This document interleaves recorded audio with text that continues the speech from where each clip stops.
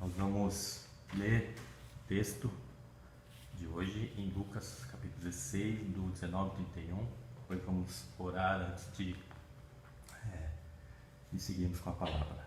Lucas capítulo 16, do 19 ao 31. O rico e o Lázaro. Havia um homem rico que se vestia de púrpura e de linho fino e vivia no luxo todos os dias. Diante do seu portão fora deixado um mendigo chamado Lázaro, coberto de chagas. Ele ansiava comer o que caía da mesa do rico. Até os cães vinham lamber suas feridas. Chegou o dia em que o mendigo morreu, e os anjos o levaram para junto de Abraão. O rico também morreu e foi sepultado. No Hades, onde estava sendo atormentado, ele olhou para cima e viu Abraão de longe, com Lázaro ao seu lado. Então chamou: Pai Abraão, tem misericórdia de mim, e manda que Lázaro molhe a ponta do dedo na água e refresque a minha língua, porque estou sofrendo muito nesse fogo.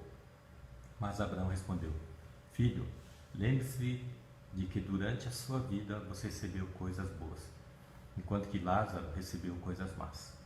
Agora, porém, ele está sendo consolado aqui e você está em sofrimento. E além disso, entre vocês e nós há um grande abismo, de forma que os que desejam passar do nosso lado para o seu, ou do seu lado para o nosso, não conseguem. Ele respondeu: Então eu lhe suplico, pai, manda Lázaro ir à casa de meu pai, pois tenho 5 irmãos. Deixa que ele os avise, a fim de que eles não venham também para esse lugar de tormento. Então Abraão respondeu: Eles têm Moisés e os profetas, que os ouçam. Não, pai Abraão, disse ele, mas se alguém dentre os mortos fosse até eles, eles se arrependeriam. Abraão respondeu: Se não ouvem a Moisés e aos profetas, tampouco se deixarão convencer, ainda que ressuscite alguém dos mortos. Vamos orar. Pai, obrigado, Senhor, por mais um dia, e nós agradecemos, Pai, pela Tua palavra, Pai, que vem, Deus, nos alertar, vem, Pai, nos fortalecer, nos edificar. E há tantos registros, tantas verdades que nós podemos, Deus, olhar, podemos refletir, podemos, Deus, comer dessa palavra, Pai, nos encher. Obrigado, Deus, pela Tua palavra que está viva, está, Pai, operando em nossas vidas, Senhor, e obrigado por mais esse dia. Abençoa meus irmãos, minhas irmãs, a Tua igreja, Senhor, Deus, que eu peço, Pai, que o Espírito Santo possa me ajudar a compartilhar a Tua palavra, Deus, que seja para edificação, seja para encorajamento da Tua igreja, Pai, Deus, que possamos receber do Senhor, Pai. Obrigado, Senhor, nós oramos em nome de Jesus. Amém. Bem, espero que todos estejam bem, abençoe aí. Nesse versículo que nós lemos, nessa passagem que nós lemos, a Bíblia relata, eu creio que muitos conhecem essa passagem. A Bíblia relata sobre o rico e o Lázaro, o mendigo, e ela segue dizendo que o rico vivia no luxo, e na porta da casa do rico havia um mendigo chamado Lázaro, que desejava comer das migalhas que caía da mesa desse rico. E lembre-se que eu oro para que essa mensagem de hoje possa alcançar pessoas que também não creem, nunca confessaram Jesus, ainda não se converteram. E eu não sei se o Espírito Santo tocar a sua vida para você encaminhar para alguém. Meu intuito nessa manhã é também falar aqueles que ser uma mensagem de salvação.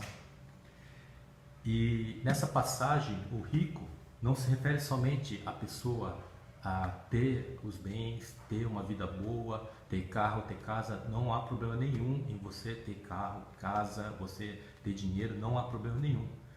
Mas o que a Bíblia menciona aqui, um rico que não se compadecia desse pobre Lázaro que estava à sua porta para comer as migalhas da sua mesa. Mas não somente isso, dizia que ele vivia no luxo, e viver no luxo também não tem problema nenhum, gente. Mas provavelmente esse homem vivia uma vida totalmente contra a vontade de Deus. Não somente na luxúria da carnalidade, da imoralidade, mas esse luxo envolve também uma vida pecaminosa, uma vida que rejeita a Deus, uma vida que está fora da vontade de Deus. E o exemplo disso é uma vida egoísta, uma vida centrada apenas no que você tem para si próprio, na qual ele não se importava com esse mendigo, com Lázaro. E diz o seguinte, que Lázaro estava à porta da casa desse rico e até coberto de chagas, coberto de doenças. E até os cães vinham lamber as doenças desse mendigo. Mas o versículo 32 diz o seguinte: chegou o dia em que o mendigo morreu, e os anjos o levaram para junto de Abraão. O rico também morreu e foi sepultado. No Hades, onde estava sendo atormentado, ele olhou para cima e viu Abraão de longe, com Lázaro ao seu lado. Então chamou: pai Abraão, tem misericórdia de mim e manda que Lázaro molhe a ponta do dedo na água e me refresque a língua, porque eu estou sofrendo muito nesse fogo. No versículo 23, aqui diz no Hades. Em outras versões fala que inferno, chama esse Hades de inferno. Alguns estudos vão dizer que o Hades é o lugar onde vai os mortos e lá eles permanecem para serem julgados. Bom, eu não vou entrar aqui na teologia e dizer que o Hades é inferno ou não, mas uma coisa é certa, que a Bíblia diz aqui, que é um lugar onde há fogo, onde o rico está sendo queimado, onde há tormento, e há um desespero desse rico em relação a esse lugar. Um lugar onde o horror tomou conta desse rico. E quando a Bíblia menciona aqui, quando ele vê de longe, ele vê alguém conhecido. Ele vê Lázaro, aquele mendigo que sempre estava à porta dele. E é interessante porque porque quando você vê algum conhecido, você tem uma esperança de que você saia daquele lugar, que você seja ajudado. E o desespero desse rico era tão grande, o sofrimento dele estar sendo queimado ali no Hades, e outros versículos vão dizer inferno. O desespero é tão grande que ele pede para Lázaro molhar o dedo, a ponta do dedo, e refrescar na língua dele. Vamos pensar algo: se você está no deserto, morrendo de sede, quase morrendo por causa da falta de água, e alguém te encontra lá, pode estar um calor de 50 graus, a primeira coisa que você vai fazer é pedir água, na verdade, por causa do desespero, porque você está morrendo, que você está morrendo desidratado pela falta de água. Então o desespero é tão grande que a primeira coisa que você vai pedir é água. E alguns estudos aqui também afirmam que havia uma esperança do rico de que Lázaro poderia ajudá-lo a sair daquele lugar. Então quando você encontra, de repente você está num lugar de tormento e você vê alguém que você conhece, alguém que essa pessoa conhece você. Então a sua esperança, essa pessoa pode me ajudar. Só que o fogo e o tormento, a chama é tão grande, traz tanto sofrimento e terror, que ele diz: pede por favor que ele molhe com o dedo e refresque a minha língua. Gente, a pessoa está queimando no lugar de tormento, você molhar o dedo e colocar na língua não vai resolver nada. Mas onde eu quero que nós possamos pensar é o horror, o desespero e o sofrimento daquele lugar, onde ele pede desesperadamente: pelo menos um dedo molhado que vai refrescar a minha língua, já vai ser alívio. E aí a Bíblia segue dizendo, no versículo de 25 diz o seguinte: mas Abraão respondeu: filho, lembre-se que durante a sua vida você recebeu coisas boas, enquanto que Lázaro recebeu coisas más.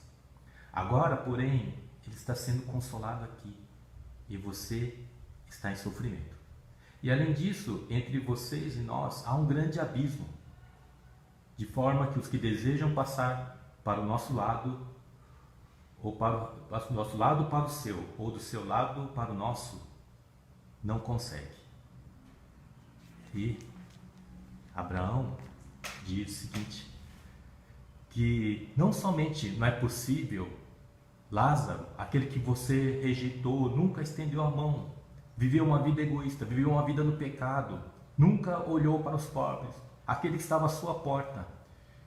Agora, esse mendigo Lázaro, primeiramente, quando vocês dois morreram, esse mendigo Lázaro, ele foi trazido para cá pelos anjos. Ele veio de uma forma na qual foi honrado e confortado por Deus. Foi trazido para cá por anjos. E por mais que você queira que Lázaro faça algo para você, porque você conhece Lázaro, que ele era um mendigo que estava à sua porta. Por mais que você queira que ele te ajude, mesmo que seja para refrescar o seu tormento no fogo, não é possível. Nem molhar a ponta do dedo e refrescar sua língua, não é possível. E ele diz, e aqui agora há um grande abismo entre você e nós, de modo que nem o de cá pode passar para aí, e nem você pode passar para cá. E alguns talvez pensem, mas como assim?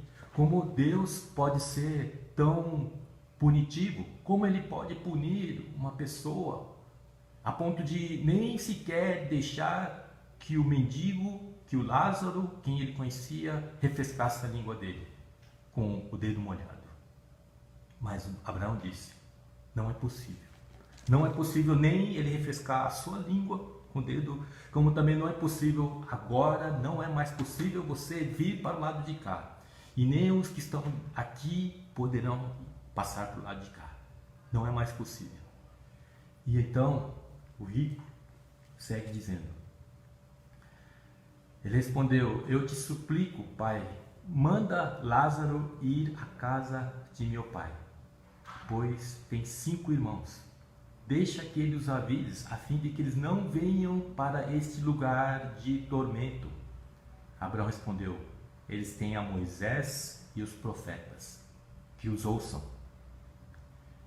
Não, pai Abraão, disse ele, mas se alguém for dentre os mortos, se alguém dentre os mortos fosse até eles, eles se arrependeriam. Abraão respondeu, se ouvem a Moisés e aos profetas, se não ouvem a Moisés e aos profetas, tampouco se deixarão convencer, ainda que ressuscite alguém dos mortos. Veja só algo que me chamou a atenção nessa passagem. Quando ele suplicou para Abraão, ele pediu o seguinte, falou, manda então que Lázaro, já que não é possível que eu passe para o lado, que eu não saia, não existe mais a possibilidade de eu sair desse lugar de tormento, desse lugar onde o fogo está me consumindo, já que não é possível eu sair daqui, então eu suplico, pai Abraão, pelo menos manda o Lázaro ir à minha casa, porque eu tenho 5 irmãos, mande pelo menos, deixa ele lá avisar os meus irmãos, para eles não virem para esse lugar de tormento. Gente, eu não sei se essa parte chamou a atenção para você. Lá no Hades, no lugar de tormento, e algumas versões vão chamar no inferno, há pessoas aparentemente boas, porque ele está preocupado com os irmãos aqui, queimando lá no Hades. Ele está preocupado, você vê alguma forma de bondade, se eu posso dizer assim, que ele está preocupado com os irmãos e pede, por favor, então pelo menos que os meus irmãos não venham para cá. E ele pede, então deixa que Lázaro vai lá, então por favor avisar eles que eles não venham para cá. E o que me faz tremer e me traz muito temor é que no Hades, no lugar de tormento, de fogo, há pessoas desejando bem para os seus irmãos. Mas o que adiantou? O que adiantou esse rico que vivia no pecado, que não olhava para os pobres? O que adiantou ele se importar com os irmãos no Hades, no lugar de tormento, no lugar de fogo, no inferno, se assim outros dizem? Não adiantou nada. Não adiantou nada. E pior, Moisés diz que eles ouçam os profetas, que eles ouçam esses que são separados, que estão anunciando a palavra de salvação. E aí o rico, ele diz o seguinte: não, Abraão, se eles verem alguém que ressuscitou dentre os mortos, ou seja, se Lázaro ressuscitar dos mortos e for até eles vão se converter, eles não vão precisar vir para esse lugar de tormento. E aí Abraão diz: se eles não ouvem a Moisés nem os profetas, tampouco se deixarão convencer, ainda que ressuscite alguém dentre os mortos. Gente, a punição de Deus, e conforme o texto dessa mensagem, o Evangelho de Jesus Cristo, salvação para alguns e condenação para os outros.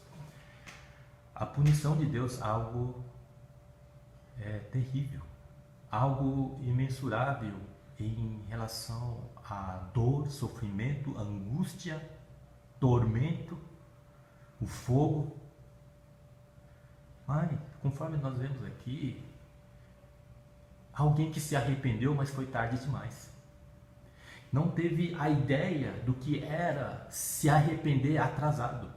Não tem como você se arrepender, não há nada do que fazer, uma vez que você já foi condenado, está às chamas do Hades, no lugar de tormento. Já é tarde.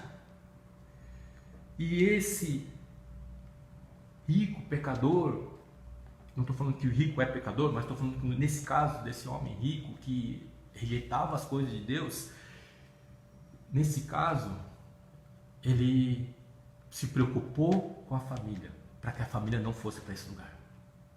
E se ele pudesse voltar, ele teria pensado tantas coisas, sobre como eu vivi minha vida, sobre como eu desperdicei minha vida, sobre quantas vezes eu ouvi o Evangelho, quantas vezes eu ouvi a palavra de salvação e eu recusei, eu rejeitei, eu não quis saber, só quis saber de uma vida egoísta, uma vida afundada na luxúria, no pecado, na imoralidade, no egoísmo, na cobiça.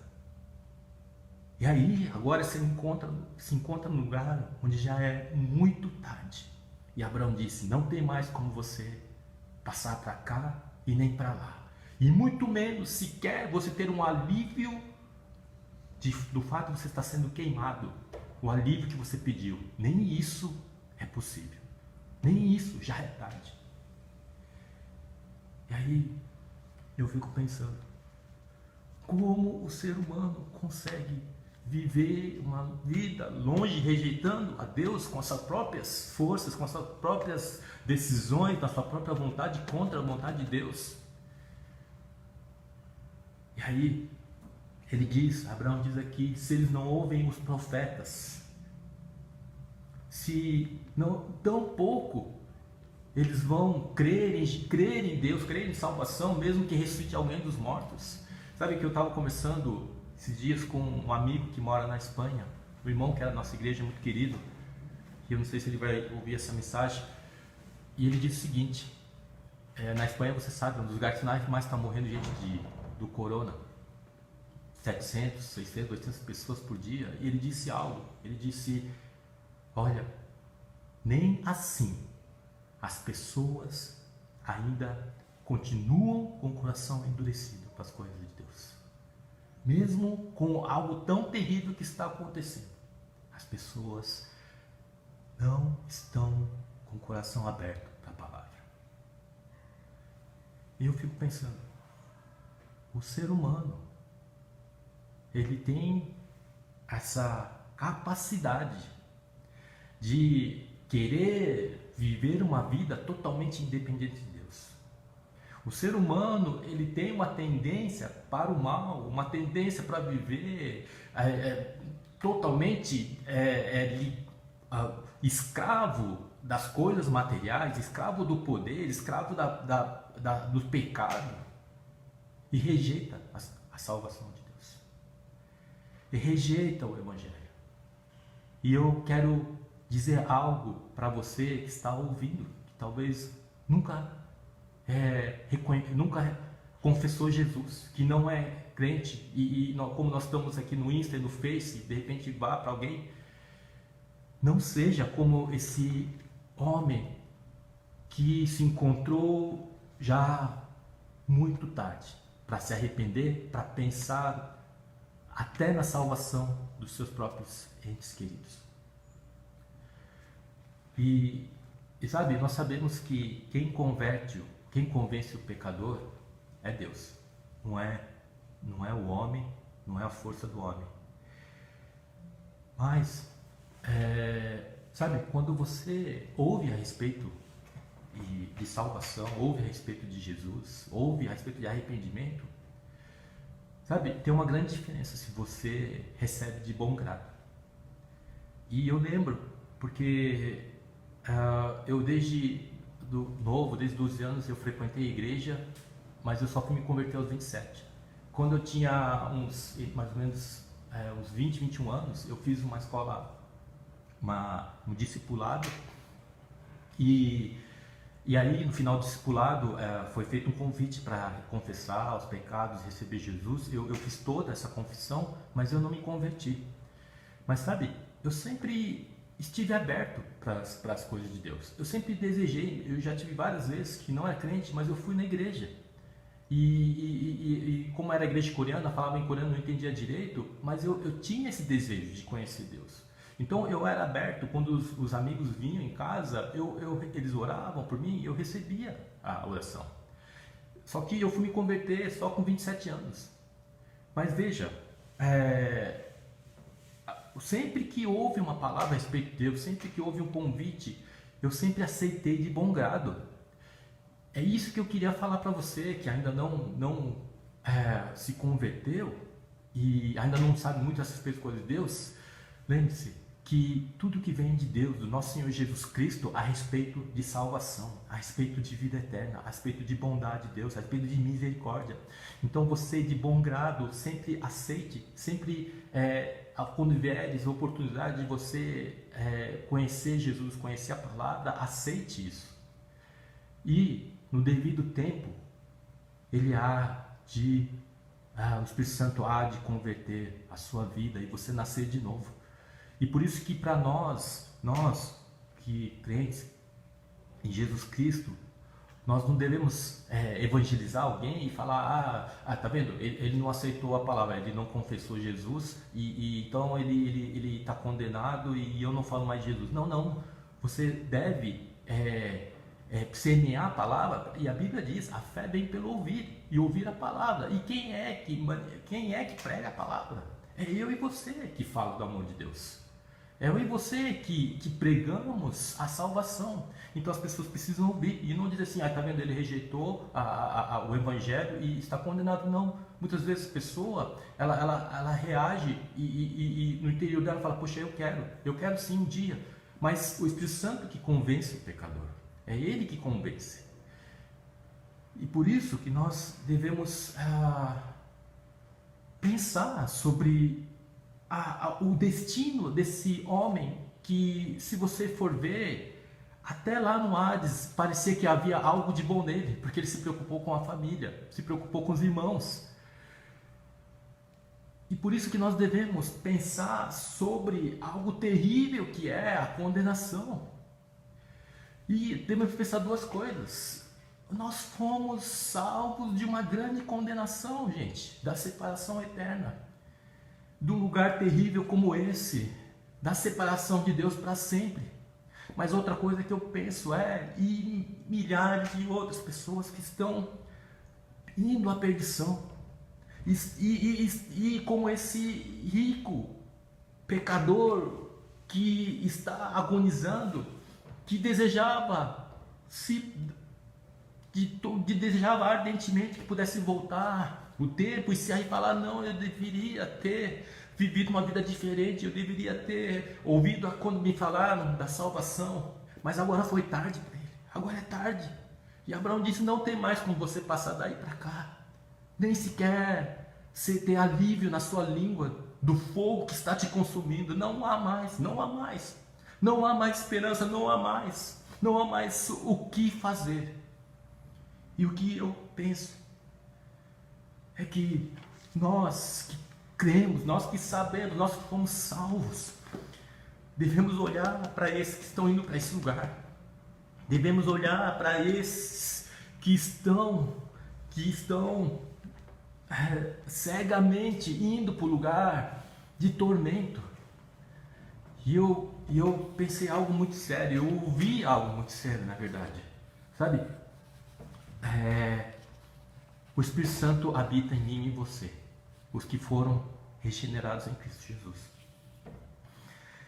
E sabe, o Espírito Santo habitar em mim e você é algo imensurável.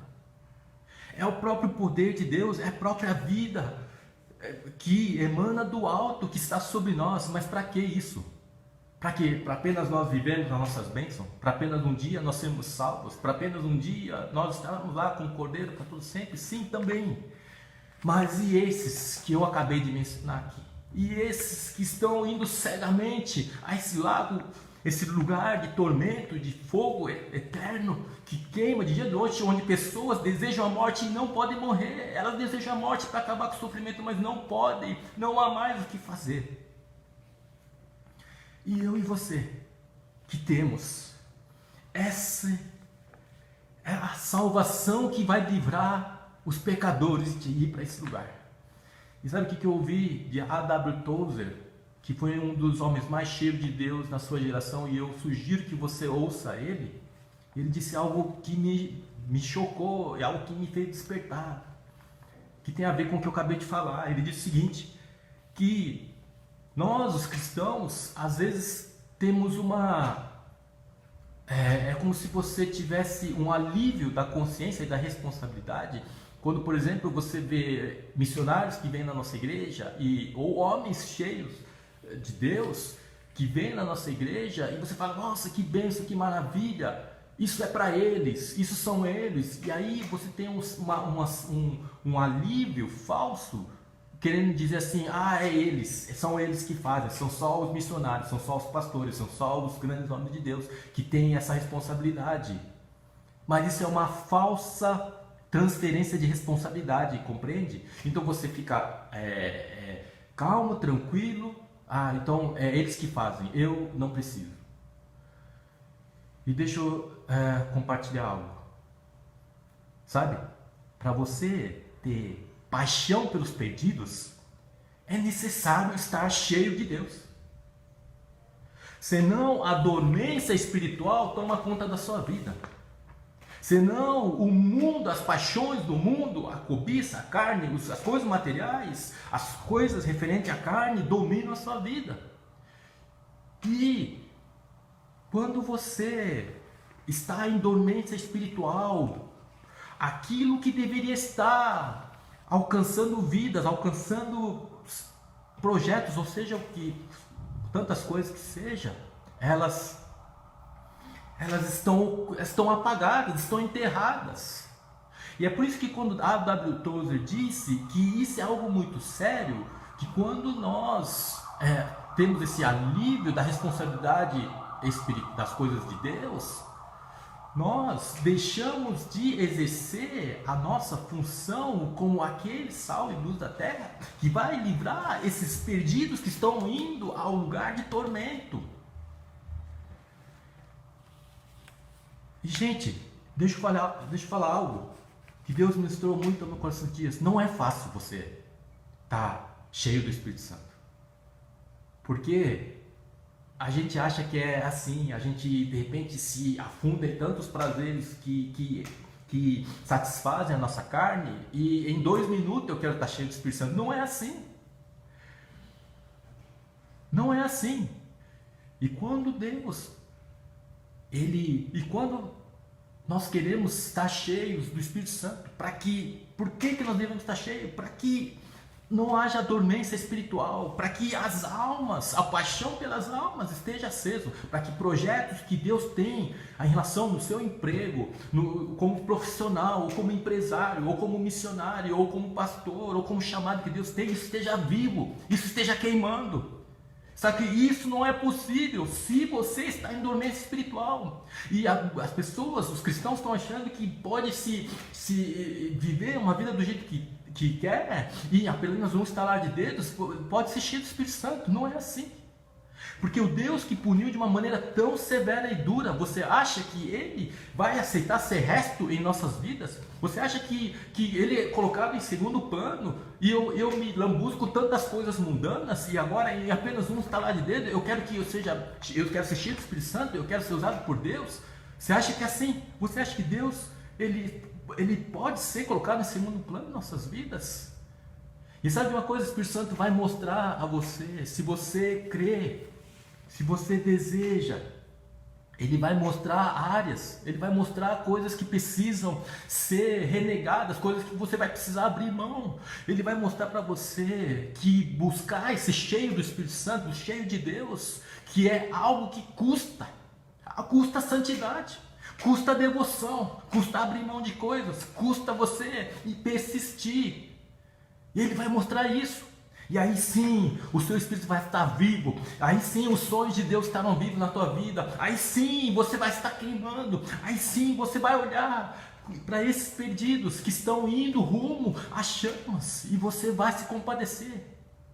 Porque quando nós voltamos aqui, esse rico, ele vivia nos prazeres, na luxúria dos bens, da imoralidade, das coisas desse mundo. E Jesus disse, esse mundo jaz do maligno. Lembre-se, quando nós, aqueles que cremos, vivemos amarrados, presos às coisas desse mundo, a coisas materiais, cobiça, inveja, imoralidade sexual e tantas outras coisas, nós vamos se parecer com esse homem que foi condenado. E por isso que nós andamos na contramão. Por isso que se nós quisermos ser aqueles que vão resgatar e salvar esses que estão indo rumo à perdição, nós não vamos conseguir com a dormência espiritual. Nós não vamos conseguir. Por isso, eu oro e o meu desejo é que sejamos cheios da vida de Cristo Jesus. Onde o meu pensar, onde a minha vida, ela tem propósito na eternidade, em salvar os perdidos. E quando eu olho para essa passagem, eu lembro quando eu encontrei lá no Bálsamo um morador de rua, que ele ouviu a palavra no culto da nossa igreja, que tem um culto com moradores de rua, e meu coração doeu muito, e aquela imagem ficou na minha mente. E com certeza ele era um crente desviado. Ele ouviu a palavra, ele chorou muito, muito, muito. E eu abordei ele e falei, olha, se você quiser ir para casa de recuperação e tal, mas sabe o que ele dizia apenas, chorando? Ele dizia, eu quero morrer, eu quero morrer, eu quero morrer, eu quero morrer, eu quero morrer, eu quero morrer. E eu fiquei desesperado, eu falei, Deus, não é essa vida que você tem para os seus filhos. Senhor, como é que... Mas sabe qual que era? O que ele estava querendo dizer? É que, ao mesmo tempo que ele teve aquele toque de Deus, ele se lembrou da bondade de Deus, ao mesmo tempo, o pecado estava escravizando ele, ele não conseguia sair daquela situação, então o desejo dele era só morrer, morrer, morrer, morrer. Então olhe o que está ao nosso redor. E esses dias, logo quando o coronavírus começou a infectar, eu estava chegando de carro e um morador de rua pediu dinheiro, eu dei, falei um pouco de Jesus, e ele começou a contar a vida dele. Eu estacionei o carro e eu ouvi a história dele. E ele era também um crente desviado.